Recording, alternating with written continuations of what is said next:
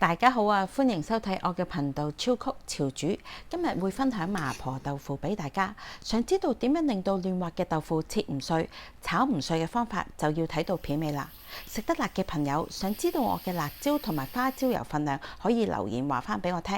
喜歡嘅朋友麻煩幫忙 like、share 同埋 subscribe 我嘅 channel，就係對我最大嘅鼓勵啦。多謝晒大家先。今日嘅材料係豆腐、肉碎、薑、蒜頭、乾葱、辣椒，仲有葱嘅。今日用嘅係軟身板豆腐，佢個質感好軟身，嗰個豆味相比起盒裝嘅豆腐濃郁好多嘅。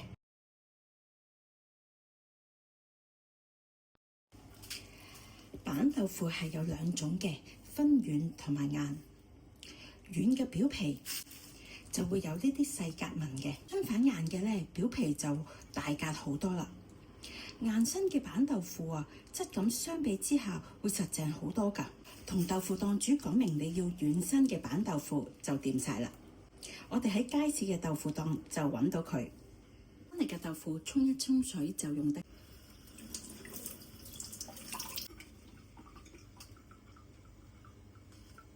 今日會介紹大家一個切豆腐粒嘅方法。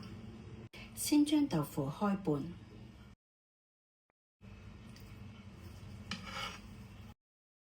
開半之後打直切3刀1、2、3，切成4塊，呢邊都係。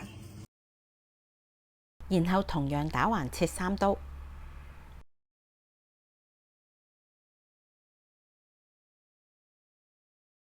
最後呢度再開半，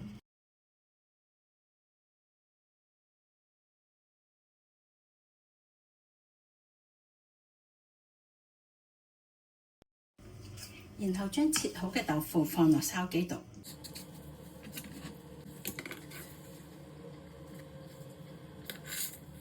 想炒豆腐嘅時候唔會碎嘅都有嘅方法嘅。首先煲裏邊嘅水要夠浸個豆腐面嘅。然後落3個 gram 嘅鹽，開大火，撈一撈開啲鹽分，只要啲鹽分溶咗就可以熄爐啦。然後放豆腐落去，將啲豆腐移一移正個位，肯定佢表面全部俾水覆蓋住，就可以計時浸佢10分鐘啦。然後我哋可以去醃豬肉。今日用嘅係免治半肥瘦嘅肉碎，有咗呢啲脂肪已經夠晒鬆化啦。麻婆豆腐嘅汁就會好濃郁嘅，所以我哋醃豬肉只需要2個調味品幫佢做一做個底味，只要少少嘅鹽同埋糖，然後係鷹粟粉，落咗佢肉碎就會更加軟滑啦。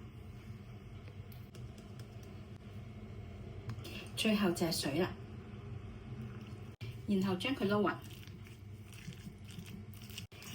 只要啲肉碎吸收晒水分，同啲調味料佢混合好，咁醃豬肉嘅部分就完成咗啦。咁樣醃出嚟嘅豬肉咧，又鬆又軟，好配嫩滑嘅豆腐。醃佢10分鐘就夠。我哋去睇下個豆腐先。好，夠鐘，我哋就撈起啲豆腐去。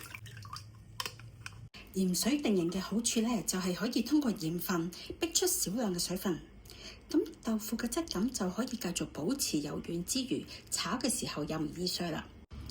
由佢擎下水先，我哋去預備配料。提提大家，記住搣開紫色嘅部分，先至洗葱頭啊，因為佢成日會藏有啲泥沙喺度㗎。拍一拍個葱頭。等佢出味啲，薑就切成片，1塊就夠用啦。將乾葱切頭，去尾，將佢剁碎啲，就會更加配合嫩滑嘅豆腐質感啦。辣椒同樣切碎佢，埋蒜蓉，而家就可以整個醬汁啦。麻辣醬汁有鹽、糖、生抽、魚露、老抽、黑醋。黑醋好少嘅啫，唔少得嘅辣嘅豆瓣醬。我想佢惹味啲，我會落少少蠔油、水，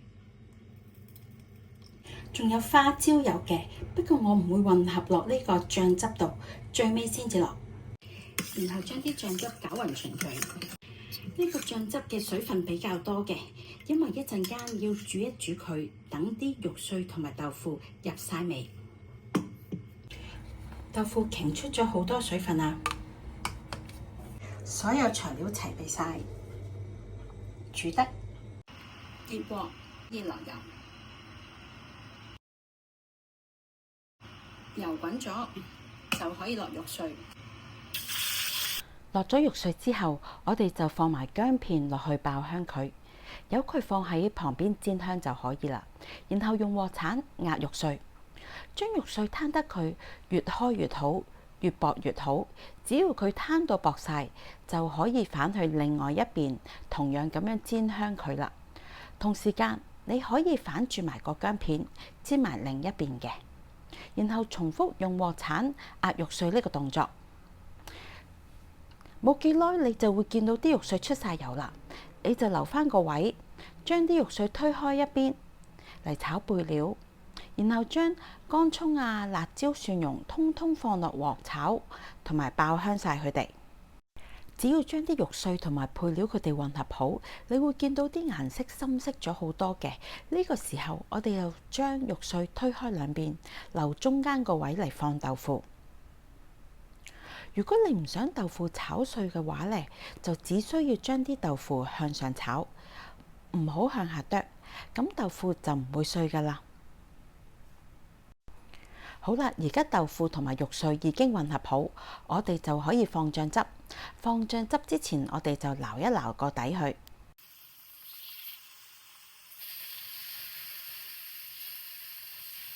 然後將啲豆腐同埋啲汁撈勻佢。兜勻之後呢，你就由佢煮到收汁為止，大概煮佢2分鐘左右啦。然後你會見到啲顏色呢會越變越深㗎啲汁。咁大概1分鐘左右嘅時間，我哋就炒一炒佢，以防佢黐底啦。好，話咁快就夠鐘啦。如果佢好似鏡頭咁樣啲汁收得剛剛好嘅話，就唔需要落鷹粟粉嘅。相反，因為爐火唔同，如果你煮嘅豆腐佢水汪汪，就要落返啲鷹粟粉嚟收汁啦。最後我哋就落埋個花椒油。最後落花椒油嘅好處就係個花椒味會濃郁好多嘅。落咗花椒油之後就兜勻佢。我哋熄火。然後落葱花，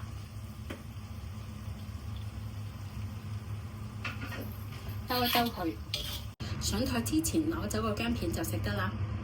再加少少葱花滲上面，點綴下佢，咁就靚仔晒啦。喜歡嘅朋友記得 like、share 同埋 subscribe 我嘅 channel 啊！多謝晒，下次再見，拜拜。